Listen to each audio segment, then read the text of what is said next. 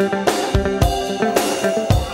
right, welcome back, everybody. It's now time to go back to Midrand. Of course, today we're going to be seeing the ANC Youth League conference starting off, and it's long awaited. You can see the theme there, ANC Youth League 25th National Congress, Unity in Action Towards Economic Freedom in Our Lifetime. There have been lots of hiccups on the way to this day, but it's hoping that over this weekend, a new leader of the ANC Youth League will finally be elected.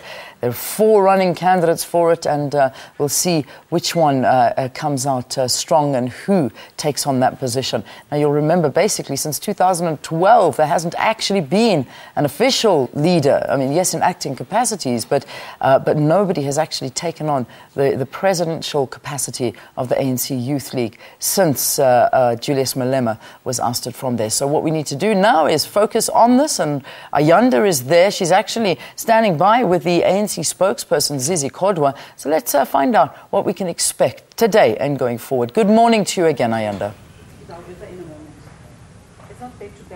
Well, good morning to you once again, Leanne. You're quite right. 3,300, in fact, over that number is the number of delegates that we are expecting to descend upon Gallagher Convention Centre today. Some of them have already received their accreditation yesterday. Those whose accreditation is outstanding will then do so today. But they are already in the province, from all the provinces in South Africa, and they'll be joined by members of various organizations across the continent that are sympathizing or supporting the ANC. I'm talking about the likes of SWAPO in Namibia, the MPLA in Angola, ZANU-PF in Zimbabwe, also the ruling parties of Tanzania, Russia, China, you name it. Those supporters have already arrived in South Africa to watch what will unfold today. Now, the question is, as you've said, Leanne, it's been a long time coming.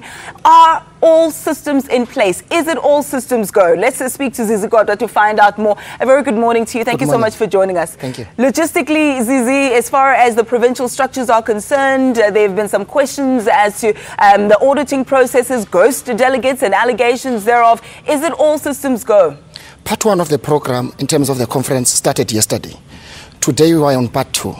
So technically the conference started yesterday. We're on now part 2, which will deal with official opening of the conference. We're quite happy that all delegates from all provinces have now been registered. What we may have is 1 or 2 replacements from different provinces in terms of delegates. But overall, we are ready, all systems go, and I think we're quite encouraged by the work done by the task team, which was appointed by the NSC, organizational and political, to prepare Youth League delegates to come to this conference. The enthusiasm among delegates to make sure that they continue with a successful conference is amazing. And we're quite encouraged to see members of the Youth League themselves, they want to see a successful conference. And I think this conference, when it rises on Sunday, it will have a youth league that is strong, like a rose that grew from the concrete. And I think we're looking forward to that rose that will reclaim its place in society and in the ANC.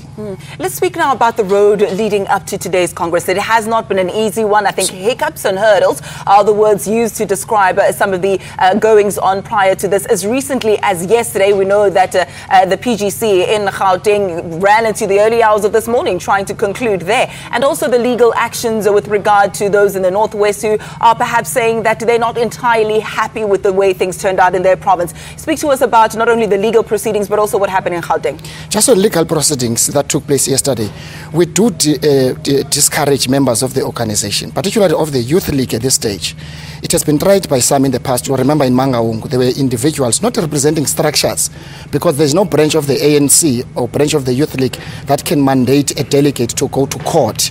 It's individuals out of their own selfish personal interests, they go to court. Perhaps they were not favored in terms of the selection to be candidates or to be nominated. We discourage them because there is sufficient internal mechanism in the organization if you feel unhappy or you feel aggrieved, including a recourse. For example, if you're not happy at a provincial level, take the issue up.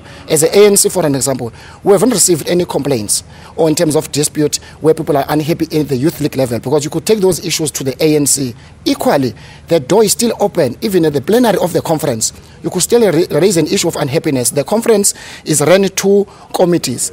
The conference may nominate, elect a committee to deal with a specific issue if it takes it so serious. So there is no need why a member of the organization can go outside of the organization, particularly using courts, because you are now defining yourself outside of the organization. And the organization will have to defend itself against you as a member of the organization, that on its own, it tramples on issues of discipline.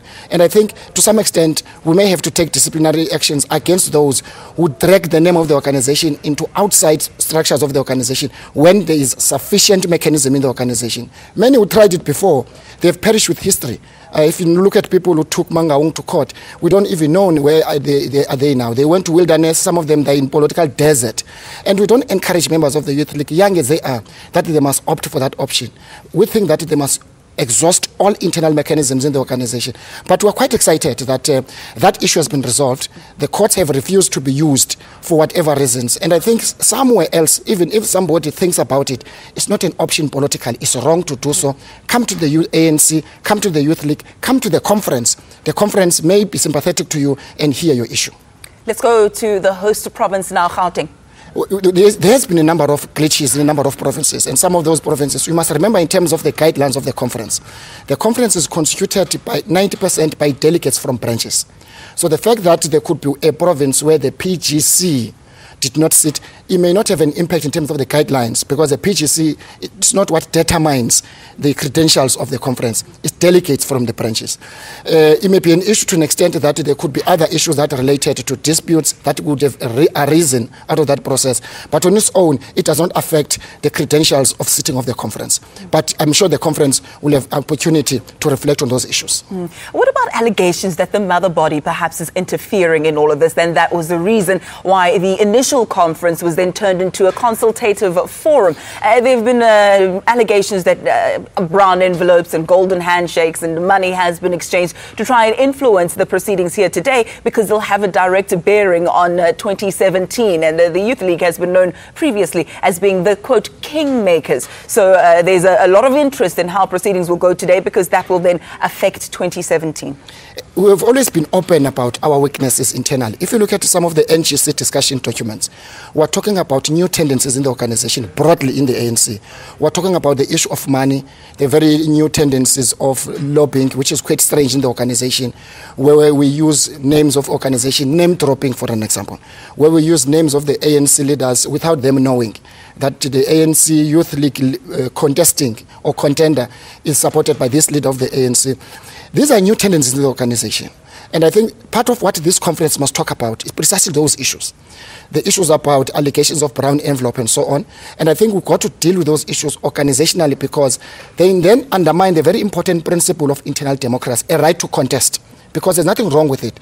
But if then is coupled with these allegations, there is money laundering and so on, those allegations are quite serious. And we think organizational as part of rebuilding the Youth League, it must deal with those issues. The ANC leadership can influence the outcome of the Youth League conference. It can be, even if you wish, because it must be determined by the delegates of the Youth League conference, delegates themselves. So if there is substance to that, those are the issues that will continue to engage at the ANC level. But we don't think anyway the outcome of the Youth League conference can be any way possible be persuaded by the leadership of the ANC. The reason we aborted one part of this conference, if you remember when it said, we felt there were many other issues that needed to be resolved politically. We needed to make sure that organizational structures are ready. Our feeling as a NEC was that structures were not yet ready for the conference. I think to the extent that the work of the task team, led by Mbalula and Nati, has done its work, we think somewhere politically there's been some level of maturity to have these delegates together here today. We'll have to leave it there at least for now. A former product of the ANC Youth League yourself. A happy product. We'll have to leave it there. Zizi Kodwa, the spokesperson of the ANC. Quoting Tupac, you'll remember that youngster who also was quite a significant social commentator, and the poem that he wrote there, the concrete that grew from the rose at least that grew from the concrete. And speaking about the mandate of the ANC Youth League, that will be something that we'll touch on, and also its significance and relevance today. We'll speak to the national convener of the ANC Youth League, Mr. Fikile Mbalula, after this short break. Stay with us.